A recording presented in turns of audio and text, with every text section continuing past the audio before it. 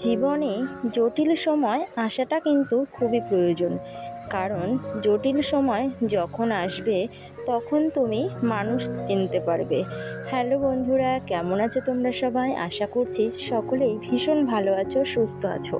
আমিও অনেকটাই ভালো আছি তোমাদের ভালোবাসায়। আজ হচ্ছে বৃহস্পতিবার আর এখন সময় হচ্ছে সকাল 6:30। এখন থেকে তোমাদেরকে সাথে নিয়ে আজকের ব্লগটা আমি শুরু করছি। অনেক গল্প হবে, কথা হবে। তার আগে তোমাদের সাথে ছোট্ট করে আমার পরিচয়টা শেয়ার করে নিই। আমি ঝুমা, বর্ধমানের ছোট্ট একটা গ্রাম থেকে আমি ভিডিও করি তোমাদের সাথে। আর মাই ড্রিমস আমার চ্যানেলের নাম। এখন সকালে সব কাজকর্ম শেষ করে বাসি নাইটি চেঞ্জ করে চলে এসেছি চা করার জন্য। চা না খেলে যেন সকালটা আমার শুরুই হয় না। সকালে যাই কাজ থাকুক না কেন, যত খাবারই থাকুক না কেন, এক কাপ চা কিন্তু আমাকে সব সময় খেতেই হবে। কারণ চা খাওয়াটা যেন একটা নেশার মধ্যে দাঁড়িয়ে গেছে এখন আমার। আগে কিন্তু কখনোই আমি চা খেতাম না। এই আমার বরের পাল্লায় পড়ে চা খাওয়াটা আমার অভ্যেসে দাঁড়িয়ে গেছে। আমার বর তো সারাদিনে মনে হয় 7-8বারও যদি চা হয় কোনো ব্যাপার না, কিন্তু যদি একবারও চা না হয়, একবার যদি চা না খেতে পারে, তাহলে মাথাটা না নষ্ট হয়ে যাবে। কী যে বকাবকি করবে সেটা ভাবার বাইরে। তো বন্ধুরা দেখো, চা কিন্তু আমাদের হয়ে গেছে। তো এখন আমি আর আমার মেয়ে দুজনে মিলেই চা খেয়ে নেব।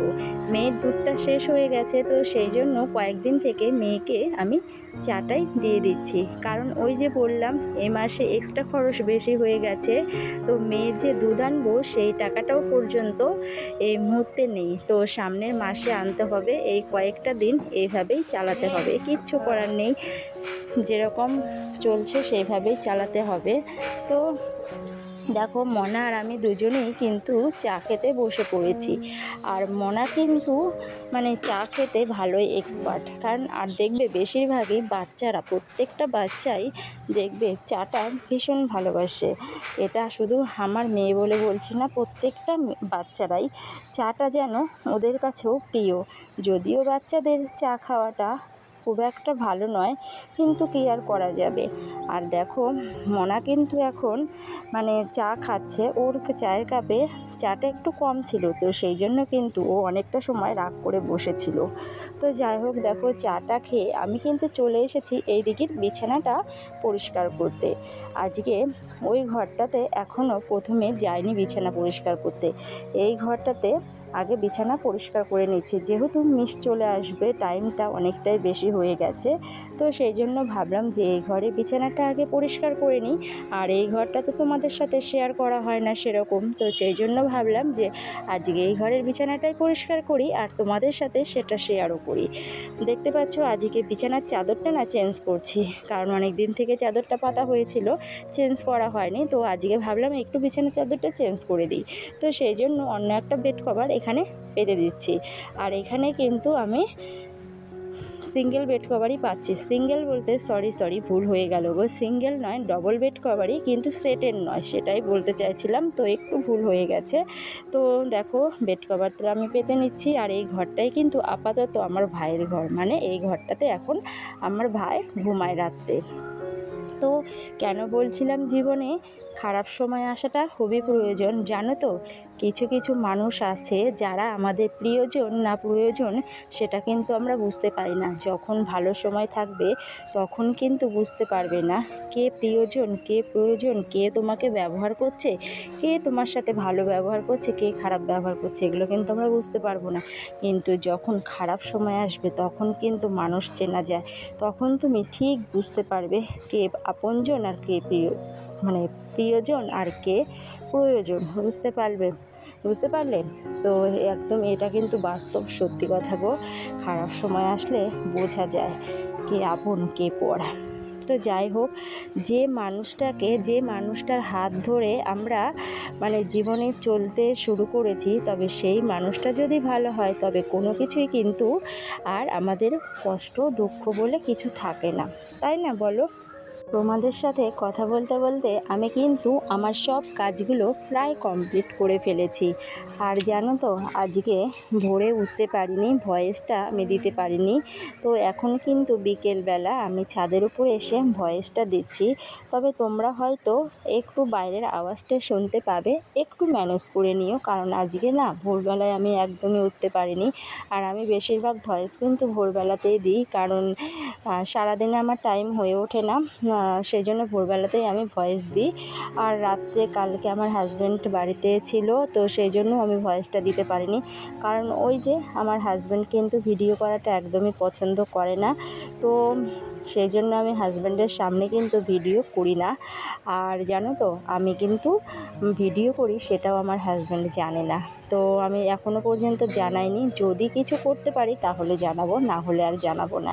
যেহেতু সারাদিন বাড়ি থাকে না, তো সেই জন্য ভিডিও কিন্তু দেখতেও পায় না আমি করি কি না করি। আর ইউটিউবের চ্যানেল সেটা কিন্তু খুঁজে পাওয়া সম্ভবই না এখন, কারণ যদি আমার চ্যানেলটা ভাইরাল হয় তখনই জানতে পারবে। এই মুহূর্তে কিন্তু আমি ভিডিও করছি কি না করছি এটা কিন্তু কিছুতেই জানা সম্ভব হবে না।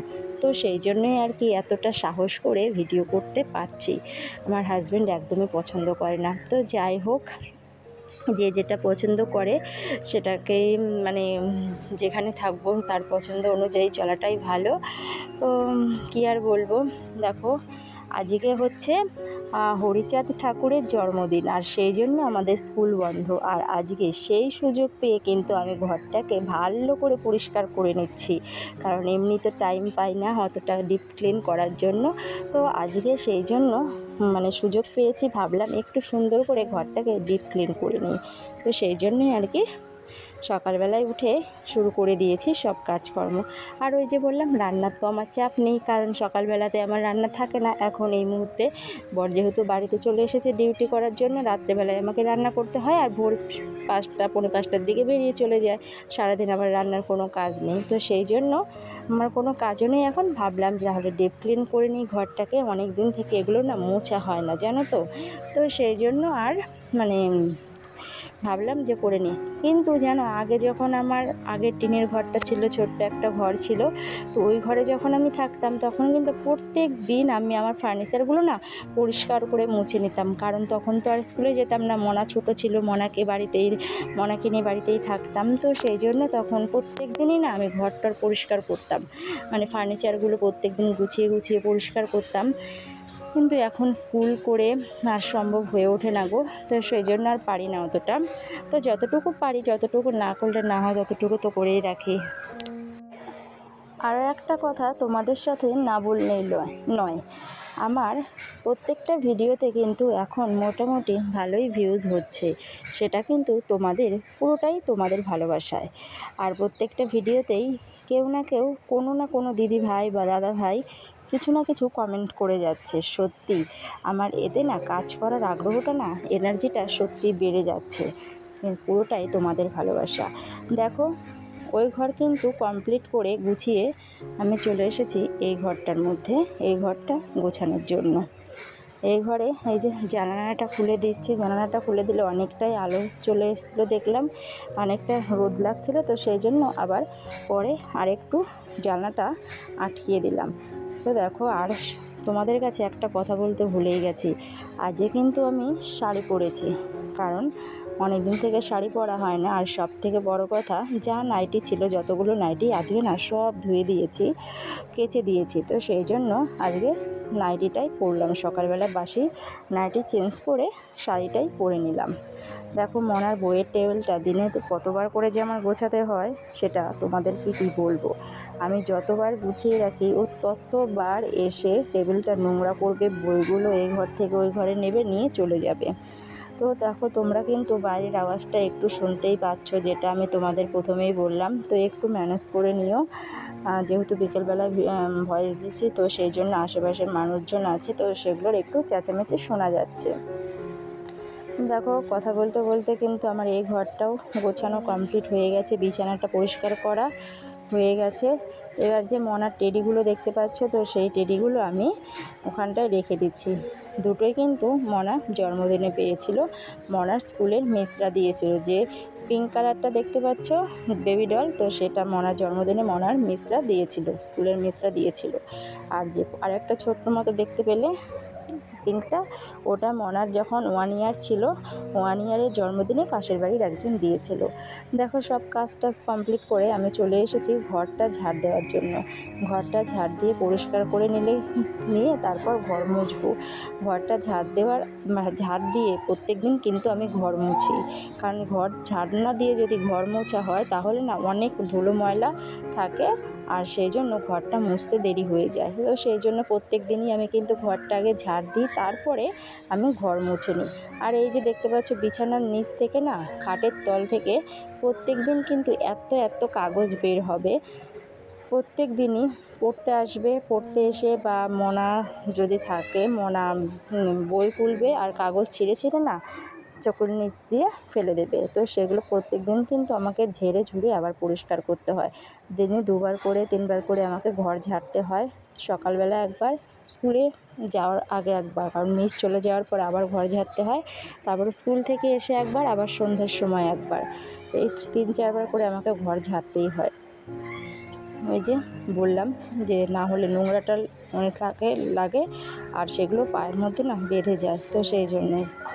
তো বন্ধুরা, অনেক দাদাভাই দিদিভাইরা তো কমেন্ট করছো, কেউ বলছো এগিয়ে যাও বুনু, পাশে আছি, কেউ বলছো ভালো হয়েছে। তো ভিডিওগুলো কেমন লাগছে বা তোমাদের কাছে অনুরোধ, ফুল ওয়াচ করো, কারণ তোমরা যদি ফুল ওয়াচ করো তাহলে আমার অনেকটাই মানে কাজের এনার্জি বাড়বে, আমার ভালো লাগবে। তো দেখো সব কাজ কমপ্লিট করে আমি কিন্তু চলে এসেছি। এই যে এখানে খাতাগুলো দেখতে পাচ্ছ, এগুলো নিয়ে এখন দেখার জন্য, কারণ কালকে খাতাগুলো দেওয়া হবে। তো সেই জন্য খাতাগুলো আরও একবার চেক করে নিচ্ছি যে কোনো ভুল আছে কিনা বা নাম্বার পড়েছে কিনা সব খাতার মধ্যে। তো চলো বন্ধুরা, এখনকার মতো ভিডিওটা এখানেই শেষ করছি। দেখা হচ্ছে আবার নেক্সট ব্লগে, ততক্ষণ তোমরা ভালো